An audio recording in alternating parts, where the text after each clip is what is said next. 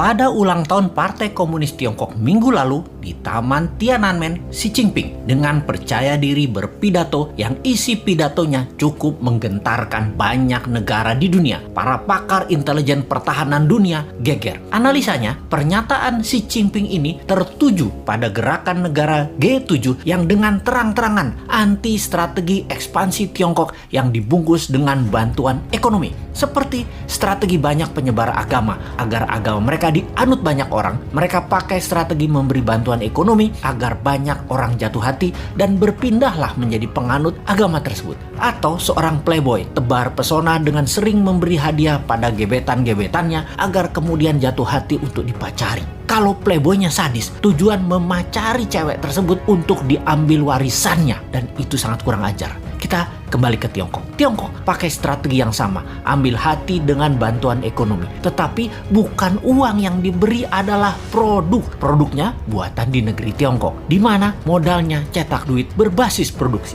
Sederhana kan? Tapi pejabat negara yang negaranya takut dengan Tiongkok dipasang doktrin bahwa kalau cetak uang itu akan inflasi negaramu. Wis, sakarepmu bos. Ingat, jabatan ada batasnya, ilmu juga ada batasnya.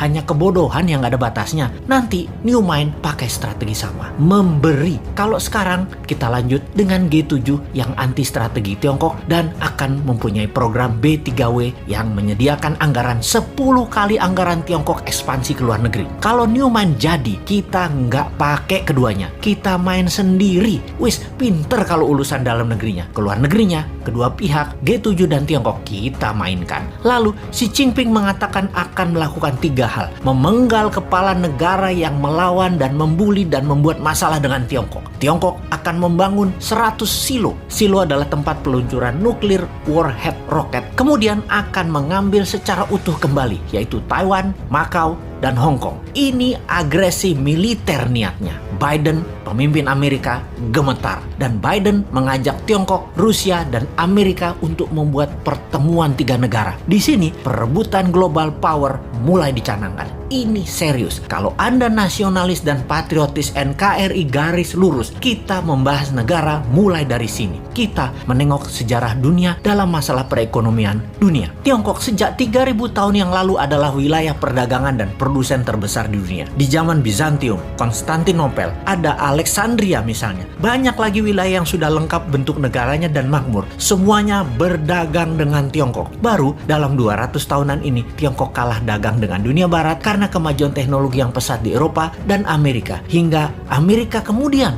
membangun Korea Selatan dan Jepang untuk menguasai pasar Asia Timur. Namun, strategi Deng Xiaoping di tahun 1979 hanya dalam 40 tahunan, Tiongkok kembali menjadi yang terbesar perdagangannya. Salah satunya memang bangsanya terbiasa berproduksi, terbiasa dagang, dan kuat lapar bangsanya. Secara bawah sadar, bangsa Han itu adalah bangsa pedagang, pandai memberi di awal, pandai merendah, pandai dagang tanpa untung, yang penting pembeli untung dulu, pandai putar uang, dan jago dalam kesehatan alami biomedisin tradisional ala timur. Secara ekonomi dan kesehatan memang di nomor 1 dan 2 kan, baru makanan. Mereka itu jago makan. Makanan mereka enak-enak. Secara dasar kehidupan, pola pikir bawah sadar mereka ya happy-happy dan kerja keras. Work hard, play hard. Jangan kayak di negara tetangga, banyak yang work soft, no play.